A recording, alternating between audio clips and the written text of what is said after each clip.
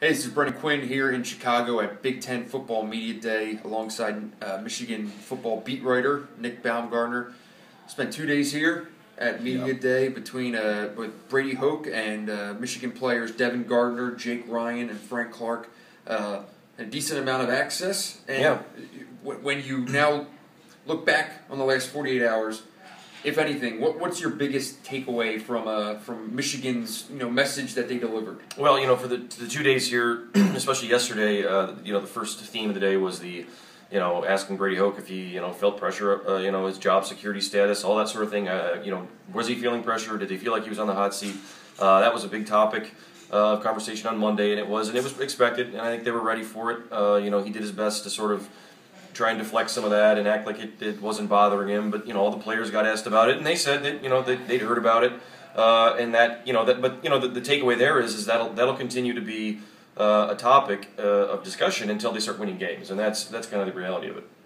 On the other big topic would probably be Devin Gardner and him being here and I guess presenting himself as the starting quarterback, even if it continues to be a topic of conversation whether he has that job firmly locked in. Right. What did you see from him in terms of being the senior quarterback in an environment like this? I saw a more comfortable, more confident guy. I think that, and Brady Hope kind of said it best today, actually.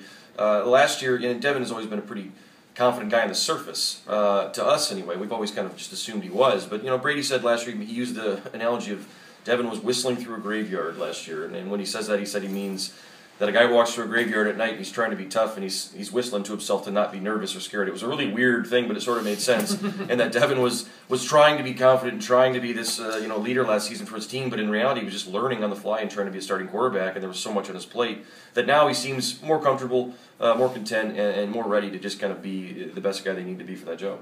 I guess last thing, when in hindsight, when you look back on this, in terms of how the Big Ten usually operates, with Michigan being one of the bigger brands, one of the bigger stories, one of the expected powers of the conference, it seemed like there was maybe a different vibe this week between talk of Michigan State, Ohio State. Where does Michigan actually fall right now?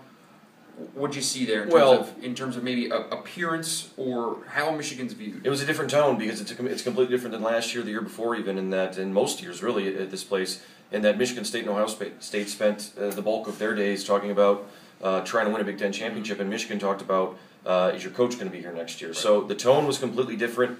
Where they're at and where people expect them to be is not, people don't expect much of them, I don't think. I think most people think they're going to struggle. And that's based on what we saw last season. So that's the tone they're in. That's the situation they're in. I think they understand that they've got to win games and get out of it, because you don't want to come back here again next season and sit here and say, well, our rivals are the best two teams in this league, and we're here struggling to be in the top three in our own division and wondering if our coach is going to have a job. So not exactly the tone that it's been in most years here for Michigan, and it was certainly different this week. And only wins will take care of that. Good stuff. All right. For Nick Baumgardner, I'm Quinn. That's it from Big Ten Football Media Day. Thanks for watching.